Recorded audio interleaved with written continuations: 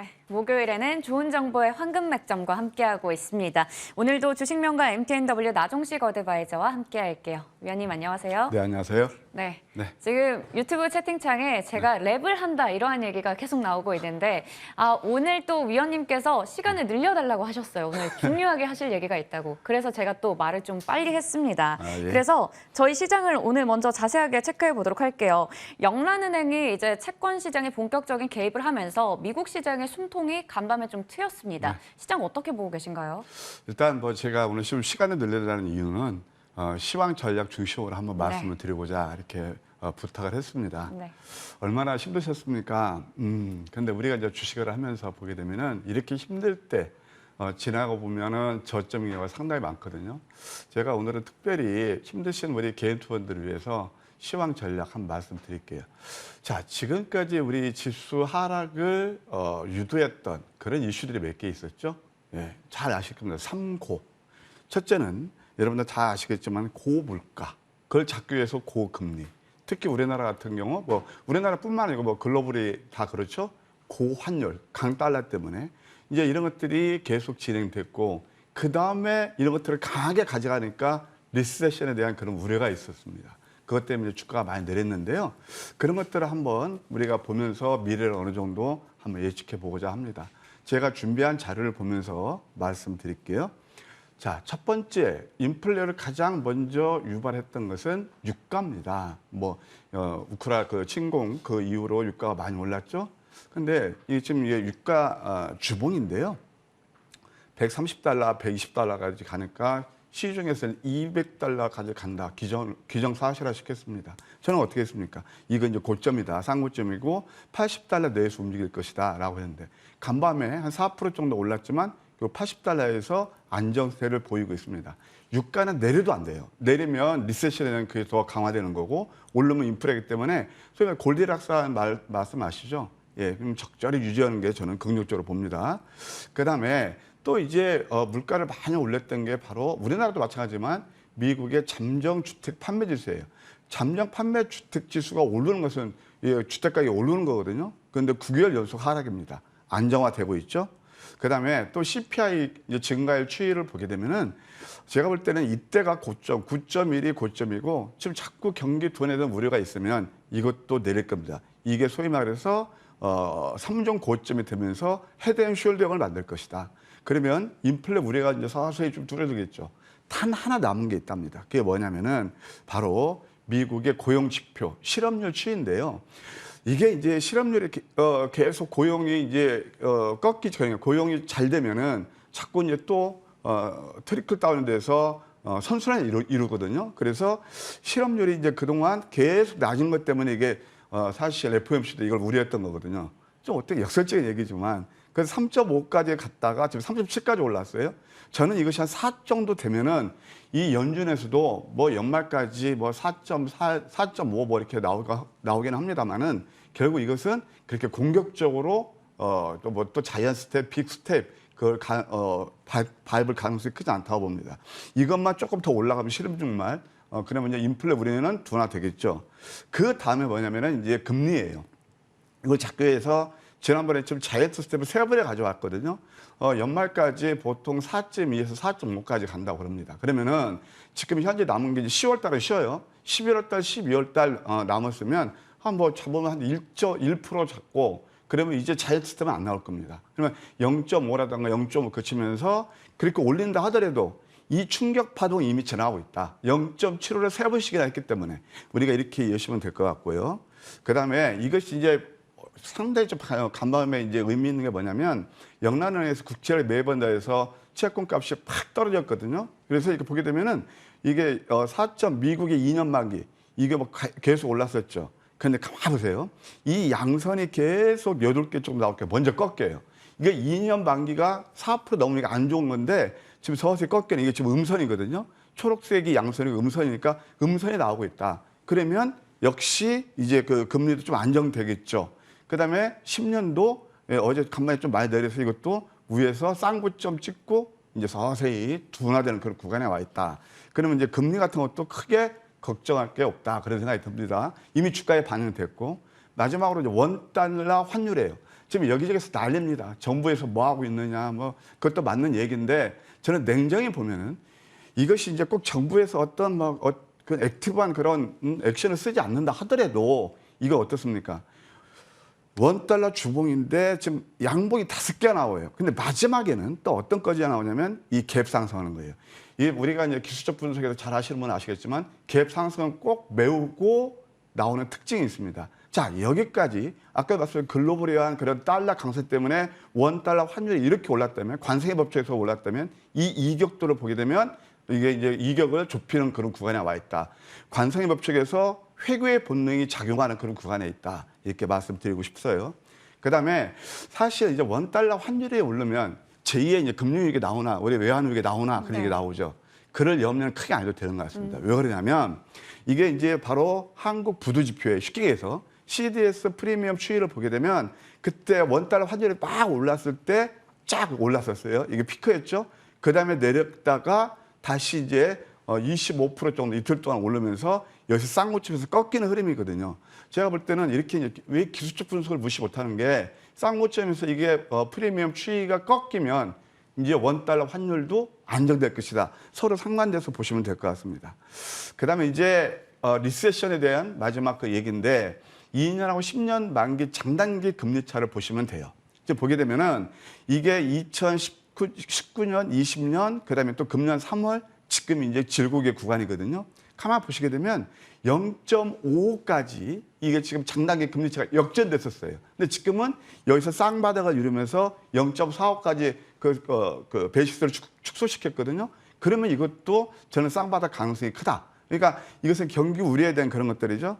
자, 그러면 이 경기가 이렇게 안 좋고 그랬을 때 주가는 먼저 선 반영해서 움직이는 거거든요. 이것을 그랜저 검증이라고 그러는데 미국 나스닥 월봉을 보게 되면 제가 왜 이런 것을 자꾸 말씀드리냐면 좀 우리가 지금 제가 말씀드린 것은 매크로한 앞으로 거시적으로 미래를 보자는 얘기입니다. 그래서 2019년도 역전됐을 때 이렇게 올랐고 2020년도 올랐고 지금 3월 달도 이렇게 해서 올랐고 지금 또 네. 이런 구간에 있다. 그래서 우리가 이제 그동안 굉장히 힘든 그런 구간을 잘 견디고 이제 오늘부터 좀 좋은 좀 시세 흐름이 나오지 않겠는가 이렇게 말씀드리고 싶네요. 네, 지금 또 여러 가지 자료를 바탕으로 얘기를 주셨습니다. 좀 더 시장을 낙관적으로 보시는 부분이 있었는데 그 부분에 대한 자료와 또 뒷받침이 되면서 확실하게 우리 위원님께서 어떤 말씀을 하시는지 쏙쏙 이해가 됐으리라 싶습니다.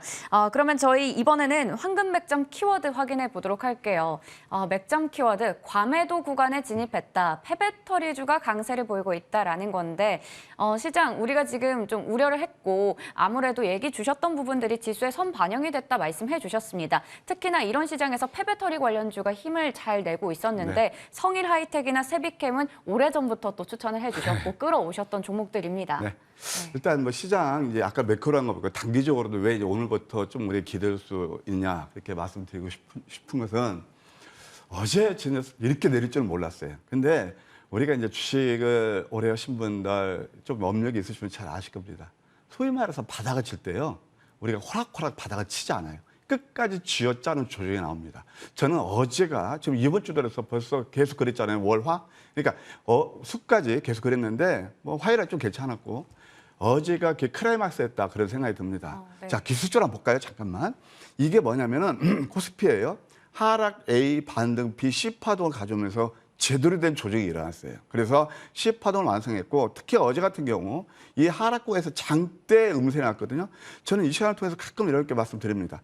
이게 이제 차트를 잠깐 거꾸로 뒤집어 보게 되면 우리 개인 투자들이 굉장히 좋아하는 그런 차트입니다. 이것도 양선해야 되겠죠. 그런데 지금은 어떤 구간이 있겠네요. 바로 과매도 구간이 있습니다. 지금 여기서 오실레이터가 4개의 바닥을 형성하고 있습니다. 이 이격도를 보세요. 그러니까 아까 제가 환율 같은 거 말씀드릴 때 너무 많이 올라와서 이제 내릴 것이다라는 말씀을 드렸고 이런 것들은 너무 많이 좀 내려서 이제 오를 것입니다. 이격도가 크죠? 이런 것들 우리가 한번 체크할 필요가 있다. 코스닥도 거의 마찬가지죠. 그러면서 이제 서서히 좀 좋아지지 않겠는가 생각이 들어요. 이런 것은 꼭 이것뿐만 아니라 해외 차트, 나스닥을 봐도 알 수가 있어요. 나스닥도 하락 ABC 파동을 완성하고 음선 5개, 6개 주면서 여기서 반기에 나오고 있잖아요. 국내 증시도 그럴 가능성이 굉장히 크다. 이제 뭐냐면 우리 개인 투자 입장에서는 이렇게 어려운 자연에서 수익 내는 종목들 그런 것들을 우리가 한번 찾을 필요가 있는데 역시 폐배터리는 이렇게 어려운 장에서도 좋은 수익을 냈다. 실질적으로 밤방송에서 제가 말씀드려서 한 170%이 황금 맥점에서 포착해서 단기 어제 그렇게 안 좋았는데도 3일 동안 20% 상승했거든요. 그러니까 이런 것들도 우리 한번 지속적으로 봐야 되지 않겠는가 이렇게 조언 드릴게요. 네, 그러면 저희 위클리 유망주로 꼽아주셨던 종목들 AS 하면서 좀 더 종목에 대한 이야기 자세하게 해볼게요. 8월 3일 유망주였죠. 성일하이텍은 수익률 최고가 기준 80%대 기록하고 있습니다. 그리고 9월 8일 SNS텍도 17%대, 바로 지난주에 유망주였던 신송홀딩스도 15%대 높은 수익률 나타내고 있습니다. 지금 성일하이텍은 9월 중순쯤 들어서부터 다시 조금 눌리는 모습이 나타나고 있고요. 관련해서 다른 종목들까지 한번 AS 부탁드릴게요. 예, 먼저 성일하이텍, 뭐 대장은 세비킴이었고, 그 성일하이텍이 이제 그 따라가는 그런 양상인데요. 성일하이텍 차트를 보시게 되면, 죄송합니다. 네. 이건 지금 이제 여기서는 접근하지 마시고요. 좀 이제 오늘하고 내일 눌릴 가능성이 있어요. 모를 수도 있지만, 그럼 음선 3개 정도라면 다음 주 추에 보시면서 음선 3개 정도는 어떤 의미냐면은 아까도 제가 이제 차트를 보면서 우리 개인 투자들을 위해서 어떤 말씀을 뭐 장대 양선, 뭐 돌파 양봉, 적산병은 많이 오른 걸 얘기하는 거거든요. 그러면 이제 음선 3개 정도 되면 벌써 가격 조정이 일어나는 거거든요. 그럼 20% 넘게 빠지면 다시 다음 한 13만 원 그 초반 또는 12만 원대 후반 그것은 공략해서 한 다시 한번 15만 원대 보는 전략이 유효하다 이렇게 말씀드릴 수 있겠고요. 그럼 SNS텍 같은 경우는 사실 이게 어려운 양에서도 좋은 수익을 드렸거든요. 제가 지난 시간에 AS 드릴 때 어떤 말씀을 드렸냐면은 여기서는 매수하지 마시고 일부 수익 실현하시고 눌림에서 매수하십시오라는 말씀을 드렸죠. 그럼 다시 우리가 공략했던 그 구간에 와 있네요. 60에선 정도면 대략 2만 1,000원 정도 내외에서는 공략해서 2만 4,000원까지 보는 전략 다시 한번 트레이딩 관점에서 유효하다 말씀드릴 수 있겠고요. 신성홀딩스 같은 경우는 그 제가 이제 이때 음선 5개짜리에서 말씀드렸는데 네. 그날 바로 목표가 일수했거든요. 그래서 이것은 이제 결국 어제도 좀 좋은 흐름을 보였는데 잘 아시겠지만 이제 핵전쟁 그 우려 때문에 이제 올랐거든요.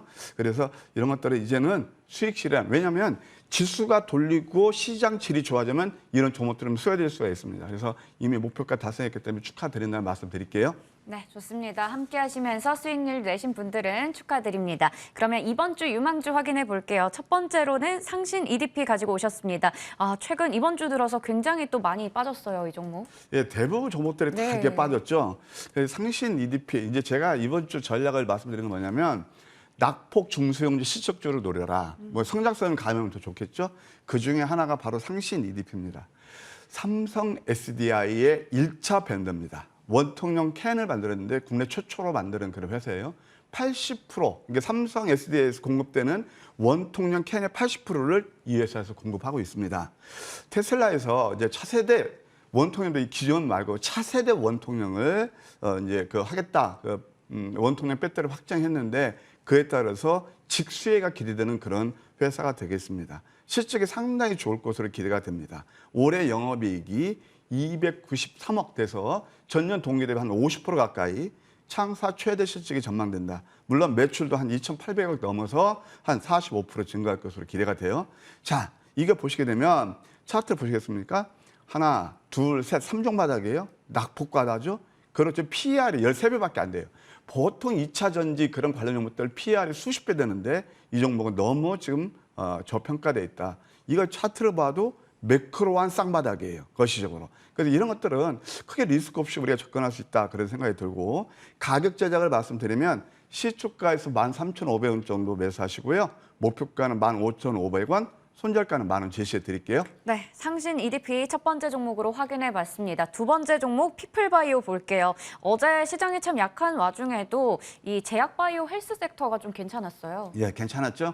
근데 이제 피플바이오는 뭐 잘 아시겠지만 네. 바이오젠이 한 40% 가까이 급등 나왔잖아요. 맞습니다. 네. 알츠하이머병 때문에. 네. 그 관련주에서 국내에서 삼성 바이오로직스도 있고 퓨처캠도 있고 뭐 메디프름도 있고 피플바이오도 있어요. 근데 피플바이오는 제가 그렇게 상당히 좋아했던 종목이고 수익도 많이 냈었는데 최근에 뭐 바이오 종목들이 거의 많이 내렸죠. 근데 이 회사는 뭐냐면 세계 최초로 알츠하이머병 조기 진단 키트를 출시한 그런 회사입니다. 미래의료재단, 그다음에 KMI, 그 소위 말해서 건강검진센터에 진출한 그런 회사이기도 하죠. 그동안 조금 네크가 돼 있던 그 신의료 기술, 그것이 바로 보건복지부 통과로 인해서 이제 병원까지 판로를 확대할 수 있는 그런 룸이 열어져 있다 말씀드릴 수 있겠습니다. 한번 차트를 보실까요? 이때 한번 어떤 모멘텀이 되면서 크게 올랐거든요. 그러면 고점 대비 지금 40% 빠지고 이것도 매물폭도 크지 않아요. 그러면서 20일선까지 매물폭도 크지 않고 단 이런 정도 때는 오늘 바이오젠 때문에 급히 높게 출발하면 좀 자제하는 게 좋겠고요. 어쨌든 가격 제작을 제시해드리면 시초가에서 7,200원 정도 매수, 목표가는 8,000원, 손절가는 6,000원 제시해드릴게요. 네, 좋습니다. 바이오젠이 간밤에 40%또 폭등을 나타내기도 했습니다. 관련해서 오늘은 좀 시초가가 중요할 것 같습니다. 지금 매수가는 시초가에서 7,200원 선 잡아주셨고요. 목표 주가 8,000원, 손절가 6,000원 제시해 주셨습니다. 마지막 종목 한국항공우주 체크해 볼게요. 이 종목은 뭐 앞으로 계속해서 이 우주항공 쪽으로 모멘텀이 워낙에 많은 종목이잖아요. 많죠. 네. 또 이제 그 컨트리 리스크 전쟁 때문에 또 부각되는 이번 뭐 그 우크라이나 전쟁 때문에 막 여기저기서 네. 자기 뭐 이제 국방력 강화해서 막 사들이잖아요. 바로 F-50입니다. 폴란드 등 해외 수주가 활발하고요. 폴란드뿐만이 아니고 말레이시아, 그다음에 콜롬비아, 필리핀, 이집트 이런 데 또 계속 지속적인 관심을 가지고 있는 그런 기종이 되겠죠. 3분기 매출이 한 6,375억, 43%, 영업이익은 서프라이즈입니다. 한 299억 되면서 한 958% 증가 전망되는 그런 회사이기도 합니다. 자, 한번 자료를 보실까요? 아까 이제 제가 말씀드렸던 상신 리디프나 거의 비슷한 패턴입니다. 대쌍바닥, 하락권에서 십자형을 만들고 있고 다이버전스가 나고 있습니다. 자, 가격 제작을 말씀드리면 시초가에서 46,500원 정도 매수하시고 매도가는 53,000원, 목표가죠. 손절가는 4만 원 제시해 드릴게요. 네, 한국항공우주 9월 초 이후로 계속해서 좀 낙폭을 나타내면서 5만 원 아래까지 떨어져 있습니다. 이 종목에 대해서 얘기해 주셨고요. 목표 주가 53,000원 보도록 하겠습니다. 그리고 오늘은 또 직접 공개 방송을 준비하고 계시다고요? 예, 참 어려운 구간인 것 같습니다. 근데 이런 말 있잖아요. 난세의 영웅이 탄생한다. 아, 네. 저는 진짜 이것은 저도 이제 30년 경력이 있기 때문에 이 프로에서 저를 뭐 주식 3대 천왕으로 좀 해주시잖아요. 근데 뭐냐면은 제가 즐겨 쓰는 말이 있습니다. 성공하는 사람은 저점에서 두려움을 사고 실패하는 사람은 고점에서 환상을 쫓는다. 삼성전자 대표적인 그 예 아니겠습니까? 저는 기회가 왔다고 봅니다. 근데 아무 종목에 가는 건 아닙니다. 그래서 아까도 제가 시황 전략을 자세히 설명드린 이유가 한번 기회를 잡자. 예, 그런 뜻이고요. 방송에서 못다한 얘기. 그래 또 오늘 시세를 여러분께 줄 수 있는 그런 좋은 종목도 제가 몇 종목 딱 발굴해 놨거든요. 8시 반부터 MTNW에서 여러분들 모실 겁니다.